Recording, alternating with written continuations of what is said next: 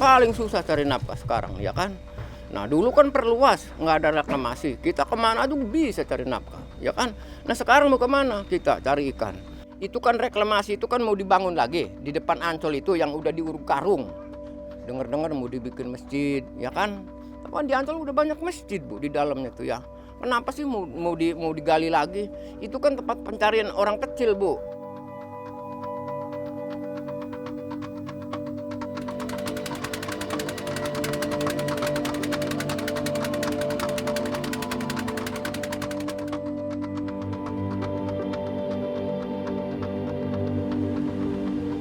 Proyek perluasan kawasan Ancol adalah kelanjutan dari program JEDI Jakarta Emergency Drainage Initiative, di mana Jakarta mengeruk sungai-sungai di Jakarta sebagai upaya penanggulangan banjir. Itu program sudah sejak 2009. Dari program JEDI ada 20 hektar tanah timbul yang sudah terjadi. Itu tanah timbul yang ya sudah ada di sana. Jadi apakah di sana akan dibangun masjid atau museum begitu? Yang dilakukan sekarang adalah melakukan prakajian. Jadi kalau menurut saya reklamasi itu teknis, gitu ya, teknis pembangunan.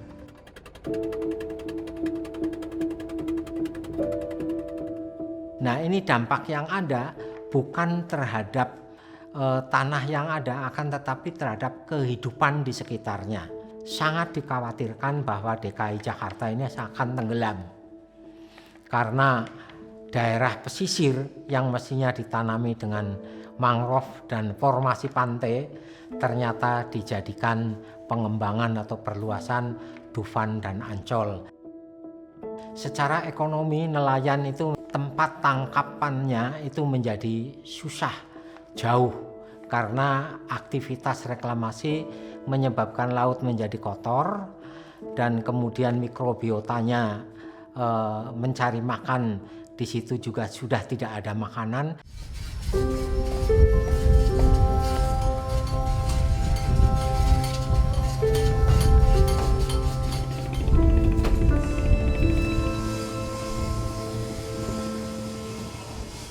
Di sana kan ada sisa-sisa pembangunan yang bengkalai, termasuk ceker ayam itu kan sangat besar, jadi merusak habitat ikan di sini. Bahkan ikan-ikan gede itu udah nggak ada, ikan-ikan kecil yang bahkan cuma bisa dibikin ikan asin. Kadang dengan ombak yang kencang, kadang-kadang kita nabrak, kandas gitu, hancur, tenggelam. Jadi perahu saya karam 2, ya, sehingga merugikan sekitar 32 juta untuk 2 perahu yang karam.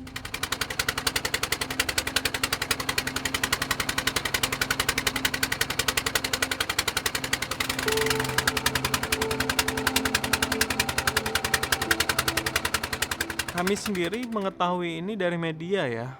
Bahkan Kepgubnya sendiri, keputusan gubernurnya sendiri itu terbitnya bulan Februari 2020.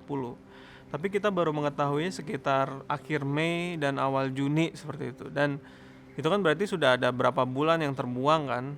Dan juga kita tidak pernah diinformasikan ada proyek reklamasi tersebut.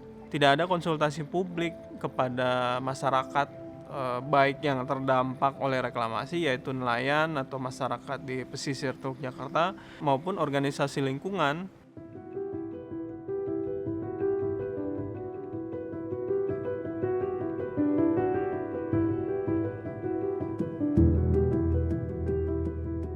Tapi ini sebenarnya kalau reklamasi pulau-pulau di DKI Jakarta itu direncanakan, itu menjadi satu hal yang cukup baik, terutama bagi pemerintah karena pengembangan wilayah, bagi nelayan karena mereka sebenarnya dicarikan jalan keluar, bukan hanya reklamasi tapi dicarikan jalan keluar. Apa jalan keluarnya?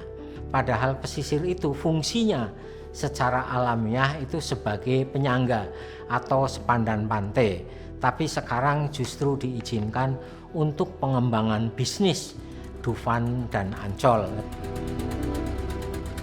Jika mengatakan bahwa Ancol itu bukan kawasan nelayan, ya perlu dibuktikan dulu, karena teman-teman nelayan sendiri mengatakan mereka menangkap ikan sampai ke wilayah Ancol seperti itu. Nah, pembangunan yang adil itu adalah salah satu yang penting ya. Masyarakat yang paling lemah itu harus mendapatkan posisi yang lebih adil, lebih baik daripada kelompok yang sudah mendapatkan privilege seperti itu kan.